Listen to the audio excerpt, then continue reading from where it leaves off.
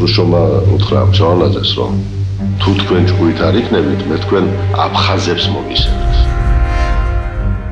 მე მინდა რომ მოსახლეობა მიცოდეს, როგორ იყო სინამდვილეში, რა იყო სინამდვილეში ეს ყველაფერი.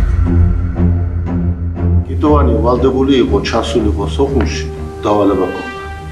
და ეს სქემა, გეგმა გაეცნო არძირბასთვის, რომელსაც მე წინასწარ ველაპარაკე და შევთანხმე აი ამ ოპერაციის ჩატარების აუცილებლობა.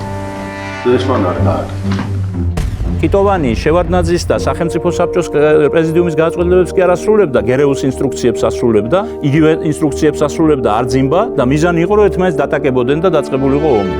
ეგზალებათ ქალაქებში და სოფლებში ჩასვლა. არავით არის მოსახლეობასთან კონტაქტი, არავით არის გადასვლა, მხოლოდ ფიდექსის დაცვა. ესეთი მართლაც საბედისო შეცდომა იყო, რომ მე უნდა დამჯდარიყავი თვითმფრინავზე, ჩასულიყავი და გამეგზელებია საუბარი არძიმბასთან. შეიძლება რაღაცა გამოსულიყო, შეიძლება არაფერიც არ, იმიტომ რომ ისინი ემზადებოდნენ. კიტოვანმა გაიარა სოხუმის ცენტრში, მთავრობის სახლზე ის მწვანე ხელიანი დროშა რო იყო, ის ჩამოხია. აი ესე დაიწყო ეს ომი.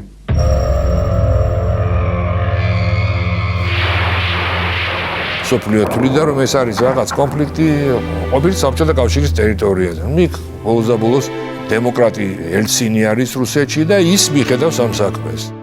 გავუღოთო შვაზელო საქართველო, აქეთო შენიყავიო და იქეთო ზიადი იყოს. კატარას არავის არ ინტერესებს სასწაულებს შევიან გაგრაში. ჩვენ უბრალოდ პატარა ბავშვები წავიდეთ. უცებ აღმოჩნდა ესეთ კრატერში чагდებული და აქ ის აღმოჩნდა ესე ვთქვათ შეუდრეკელი. Поставить на колени маленькую страну, роды для России это не проблема, но все же это не удастся. Народ на капитуляцию не пойдет. აფხაზეთის ომში მოდიოდა ყველა თავისი ჯარი. ედუარდ შევარდნაძე საერთოდ ამ ძალების გარეშე იყო.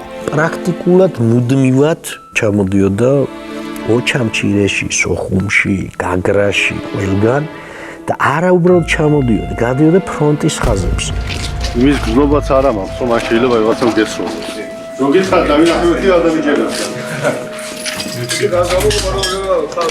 არავითარ შემთხვევაში ანგარიშს არ გვიწევდა. მიუხედავად იმისა, რომ მას ამას კანონი ევალებდა.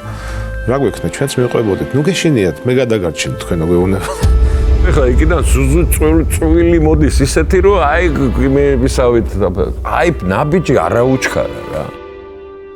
სოხუმში რამდენიმე დღე ვარ და სიმართლე გითხრათ,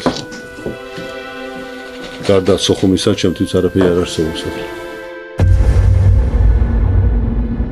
პირველ რიგში ჩემ ცხოვრებაში იყვნენ ადამიანები და ისინი ცოცხალი არიან, ზოგი აქაც არის, ზოგი სხვაგან არის კიდე. სოხუმის ჩევარებაზე ვიყავ ზად. იმისათვის რომ რაღაცა გადადგეს. ექსპრეზიდენტის მომხრეები წინ აღარ მოდიან, კიტოვანი აჩიგუარაში გაჩერდა თავის 1000-მდე ერთგული მებრძოლით. ერთ-ერთ მეთაურს უთხარი, რომ ნახევარსაათში გავდივართ კოდორზე, უნდა გადავიდეთ მეთქი და ჩემი მეთაური სხვა არისო. ბიჭებო, რა შევია, არა, ყველაფერი დაკარგული. დაუბრუნდეთ, თქვენთან ვიქნებით, თქვენთან მოვდივარ. არა, უკვე გადაწყვეტილი აქვს ყველაფერი. ეს ვაჟკაცხალს არ იღადრება, თამარ დაარქვა. ეხლა უთის საქმე და თუ მოდიხარ, ამოდით და გააკეთეთ საქმე და დანარჩენზე მე ველაპარაკო. მე ჩემი საზღვარი გითხარი და ათი თქვენიც.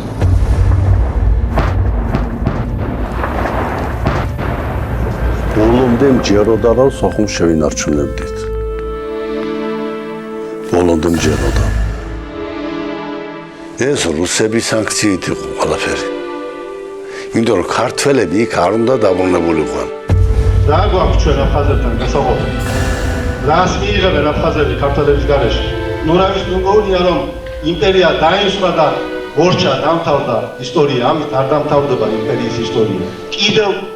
კიდევ შეხვდება ჩვენ ბევრი და დიდი სიზნელე